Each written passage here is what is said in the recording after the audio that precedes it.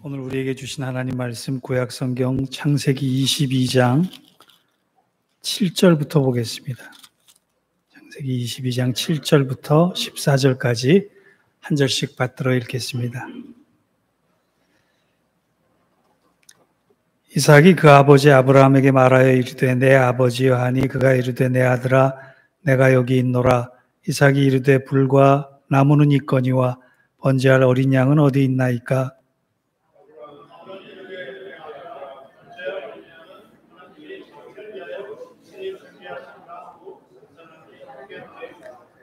하나님이 그에게 일러주신 곳에 이른지라. 이에 하나님이 그곳에 제단을 쌓고 아브라함이 그곳에 제단을 쌓고 나무를 버려놓고 그의 아들 이삭을 결박하여 제단 나무 위에 놓고 여호와의 사자가 하늘에서부터 그를 불러 이르시되 아브라함아 아브라함아 하시는지라. 아브라함이 이르되 내가 여기 있나이다 하매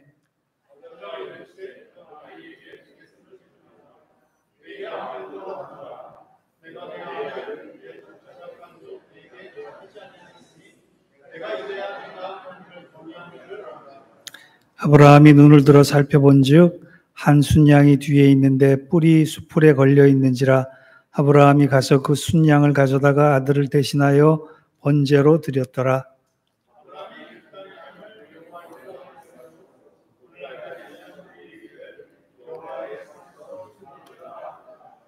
아멘. 이는 하나님 말씀입니다.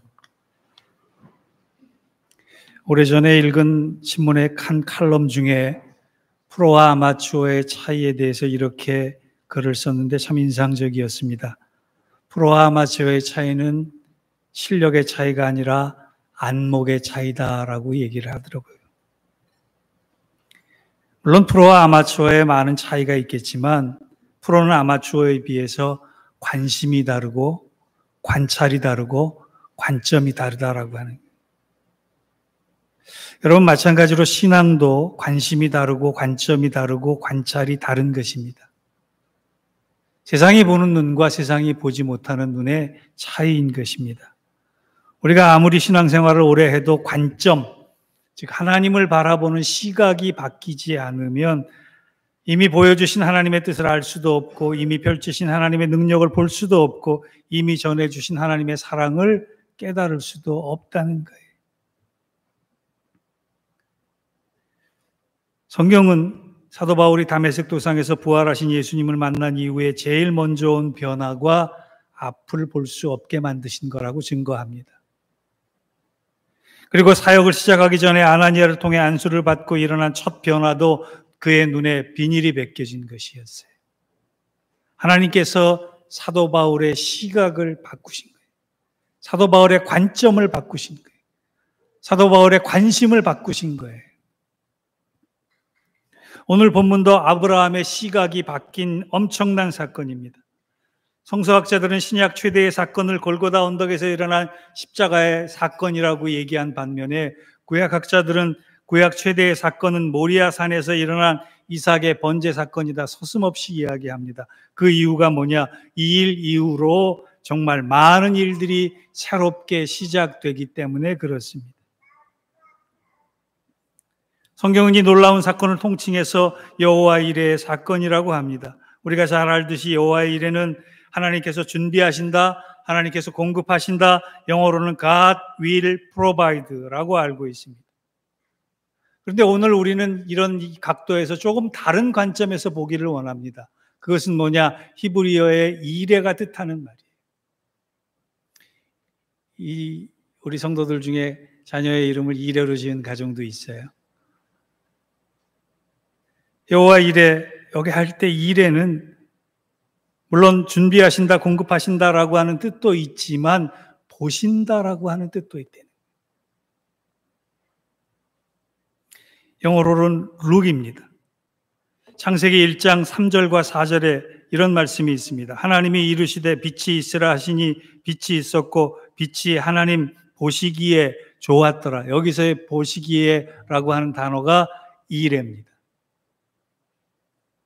사무엘상 16장 7절에 사람은 외모를 보거니와 나 여호와는 무엇을 보시느라? 중심을 보시니라.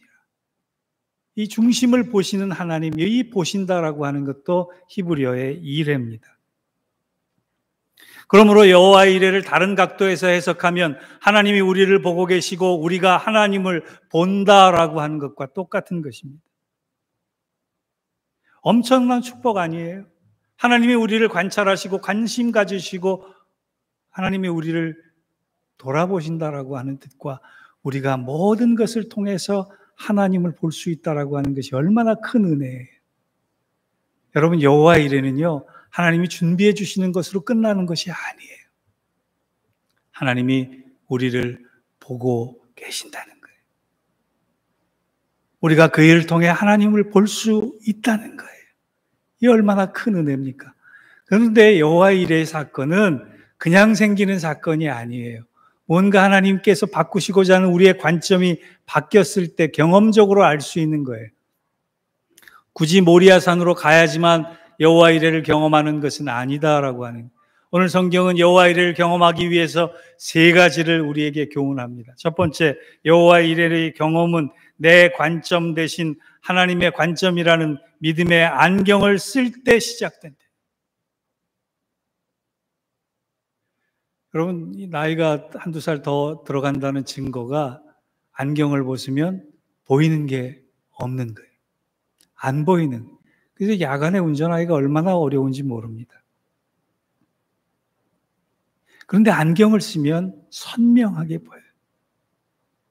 많은 경우 하나님이 우리를 훈련시키시는 이유 중에 하나가 우리의 시각을 교정하시는 거예요. 믿음의 안경을 쓰면 그동안 보이지 않았던 하나님의 은혜가 보이고 하나님의 사랑이 보이고 하나님의 돌보심이 보이고 하나님의 약속이 보인다라고 하는, 내 안경을 벗고 하나님의 안경을 쓰라라고 하는 것이 그 고난의 연속의 목적이라는 거예요. 그 증거가 오늘 본문에 두 번이나 나옵니다. 4절을 먼저 보시면 같이 읽어볼까요? 시작. 제3일에 아브라함이 눈을 들어 그곳을 멀리 바라본지라. 여기서 아브라함은 멀리서 바라봤다 그랬어요. 여호와 이레를 경험하기 전입니다. 여호와 이레를 믿기 전입니다. 여호와 이레를 확신하기 전입니다. 여기서 바라본지라고 하는 단어는 영어 단어로 시입니다. 시. 일반적으로 시인은 목적이나 의지 없이 그냥 보이는 것만 보이는 것으로 인정하는 거예요. 그런데 13절에 또 다른 단어가 하나 나와요. 13절을 같이 볼까요? 시작. 같이 읽어볼까요? 시작. 아브라함이 눈을 들어 살펴본 즉 한 순양이 뒤에 있는데 뿔이 수풀에 걸려 있는지라. 아브라함이 가서 그 순양을 가져다가 아들을 대신하여 번제로 드렸더라. 여기서 아브라함이 눈을 들어 살펴본 즉 라고 하는 이 살펴본직의 단어가 영어로는 룩이에요. 룩은 목적과 의지를 가지고 무엇인가를 찾는다라고 하는 뜻을 때 쓰는 것이에요. 아브라함이 여호와 이레를 확신하기 전에는 그저 보이는 것만 봤지만 여호와 이레의 사랑을 확인하는 그 순간에 그는 하나님의 돌보심과 하나님의 준비하심을 가지고 의지적으로 찾아본 거예요. 그랬더니 하나님이 준비하신 것이 사실이었다라고 하는 것을 경험할 수 있었다는 것입니다. 아브라함이 처음 볼 때는 자신의 시선으로 바라봤지만 나중에 하나님의 시선을 확인하고는 그가 발견하지 못했던 은혜를 발견했다. 여러분, 은혜란 내 시각으로 보면 안 보이는 것입니다. 그런데 하나님의 안경을 쓰고 보면 선명하게 보이는 것이 은혜임을 믿습니다. 아브라함이 또 시각을 바꾸는 또 다른 증거가 하나가 나오는데 그것이 오늘 본문이 나오는 장소의 이름입니다. 2절을 보면 이삭의 번제를 위해 가라고 명령하신 장소가 모리아산입니다.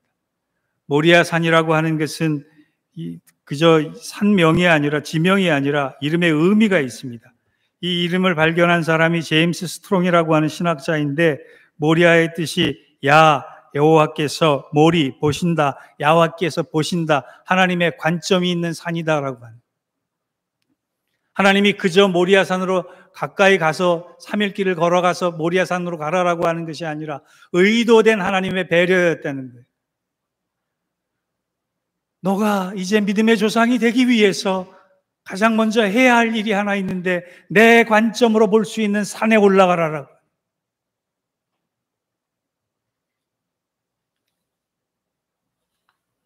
아브라함이 시선이 바뀌기 전에는 모리아 산은 그저 시험과 고난의 산이었습니다. 그런데 시각이 바뀐 이후로 그곳에서는 하나님의 살아계심을 만날 수 있는 산이 되었습니다. 우리도 때로 시험과 고난을 겪을 때 하나님 왜 나를 망하게 하십니까? 왜 나를 이렇게 힘들게 하십니까? 왜 나를 이렇게 아프게 하십니까? 라고 이야기하는 그 순간에 믿음의 안경을 끼고 바라보면 하나님이 절대적으로 주시는 은혜와 사랑이 나를 보호하고 있음을 알 수 있게 된다는 것입니다. 사랑하는 성도 여러분, 우리의 중요한 기도 제목 중 하나가 하나님의 시선으로 바라볼 수 있게 해달라는 것입니다. 믿음의 안경을 끼고 사물을 바라보고 사실을 바라보고 사건을 바라볼 수 있도록 해달라고 기도해야 하는 것입니다. 믿음의 안경을 통해 영적인 눈이 활짝 열려서 하나님의 비밀과 영광과 은혜를 선명하게 볼 수 있는 우리 성도들 되기를 주의 이름으로 축원합니다. 두 번째 여호와 이레의 경험은 하나님의 관점을 방해하는 우상이라는 장애물을 치울 때 경험할 수 있는 거예요. 우리가 은혜를 받으려고 하면 꼭 방해거리가 있어요. 그게 뭐예요? 우리의 눈을 가로막고 있는 것들이 있다는 것이. 2절을 보면 제가 읽어드릴게요. 여호와께서 이르시되 내 아들 내 사랑하는 독자 이삭을 데리고 모리아 땅으로 가서 내가 내게 일러준 한 산 거기서 그를 번제로 드리라. 여기서 눈에 띄는 단어가 사랑이라는 단어예요. 너의 아들 너가 사랑하는 독자라고 하는 말씀을 하나님께서 쓰세요. 그런데 사랑이란 단어가 성경에서 처음 나온 곳이 이곳입니다. 사랑의 하나님에 대해서 우리는 익히 알고 있어요. 그런데 아가페 사랑의 어원이 바로 이곳에서 처음 등장을 합니다. 창세기 22장까지 하나님은 많은 말씀을 하셨지만 사랑의 하나님이라고 하는 말씀을 하지 않으셨어요. 사랑은 하나님의 고유한 영역인데 이 사랑의 고유한 영역을 지금 누가 적용하고 있어요? 아브라함이 적용하고 있다는 거예요. 거꾸로 얘기하면 100세에 얻은 아들 이삭을 아브라함이 진짜로 사랑했다는 거예요. 하나님만큼 사랑했다는 거예요. 아니 하나님 이상으로 사랑했다는 거예요. 그래서 하나님이 그런 말씀을 하시는 거예요. 너가 사랑하는 독자 아들 이삭을. 여기서 사용된 사랑 아하브가 나중에 헬라어 아가페로 바뀌는 것입니다. 아브라함에게 있어서 이삭은 단순한 아들 정도가 아니라 자신보다 더 사랑했던 존재고 하나님보다 더 사랑했던 존재고 하나님의 언약보다 더 사랑했던 존재고 아브라함의 모든 삶의 이유와 목적이 되고 말았다는 것이. 그것을 성경은 뭐라고 얘기하느냐. 아무리 죽을 만큼 사랑하는 아들이라고 해도 그것이 우상이다.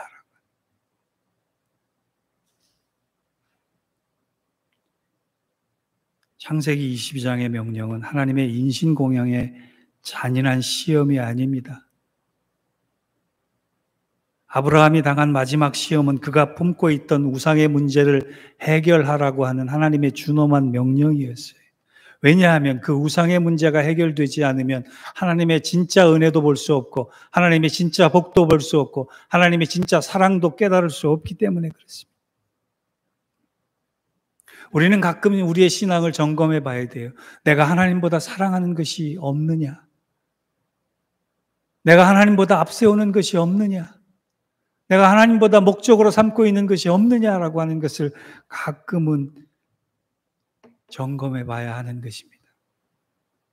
우리 안에 작은 우상도 있고 큰 우상도 있고 절대적인 우상도 있습니다. 그런데 하나님보다 더 사랑하는 우상을 해결하지 않고서는 하나님의 관점을 여호와 이레를 경험할 수 없다는 것이.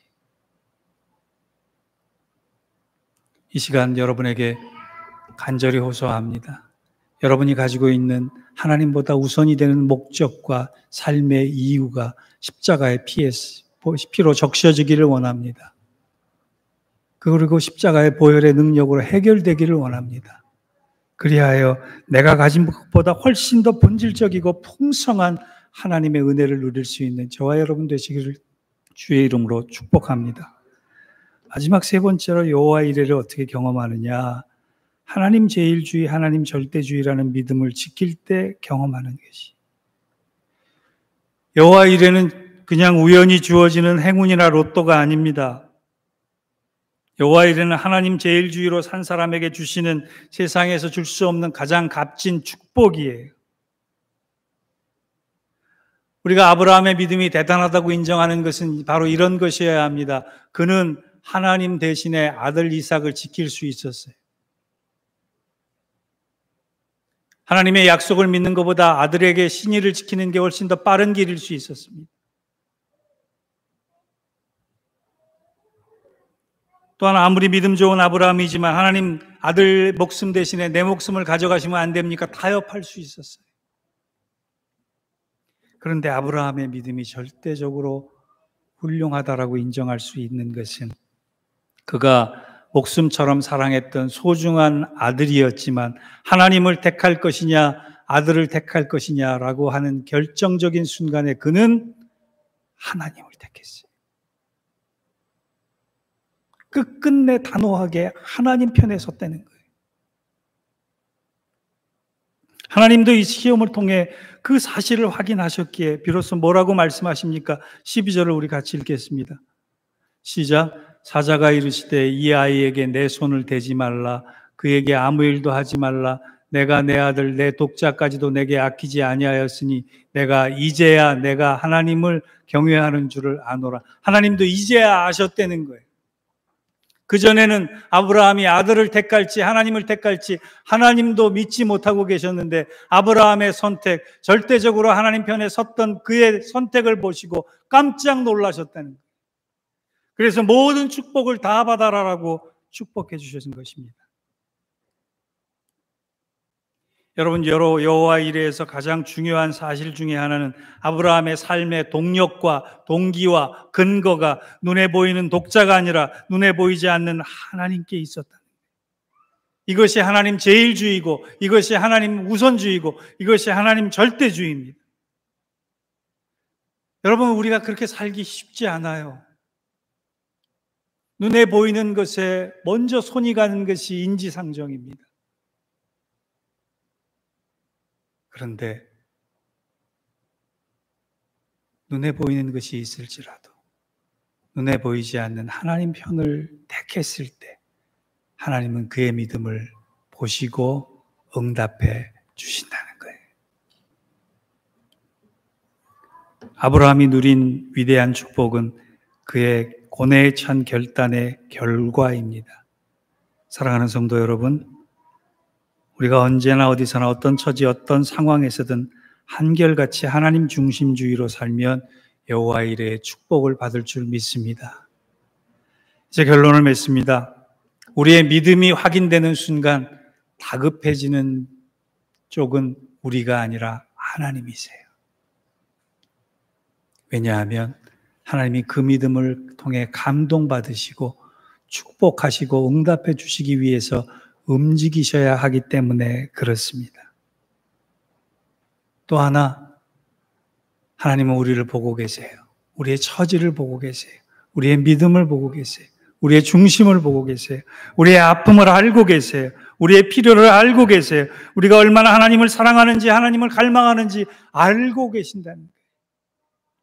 그리고 구경만 하고 계시는 것이 아니라 우리의 필요를 채우시고 준비하시고 공급하시는 은혜의 하나님이 되어주시는 것입니다. 사랑하는 성도 여러분, 이제 8월 한 달 여호와 이레를 경험할 수 있는 은혜가 있기를 주의 이름으로 축원합니다. 그럴 때는 우리가 그 은혜에 합당한 믿음으로 결단해야 되는 거예요. 이 결단과 고백을 통해 풍성한 은혜를 경험하는 복된 한 달을 보내시는 우리 공동체 되기를 주의 이름으로 축원합니다. 기도하겠습니다. 하나님, 우리의 삶의 근거가 눈에 보이는 것이 아니라 눈에 보이지 않는 하나님께 있음을 결단하고 고백하게 하여 주옵소서. 하나님 중심주의, 하나님 제일주의, 하나님 우선주의, 하나님 절대주의를 살아감으로 말미암아 평생 여호와 일의 위대한 축복을 누리는 우리 믿음의 사람들 되게 하여 주옵소서. 예수님의 이름으로 감사하며 기도하옵나이다. 아멘.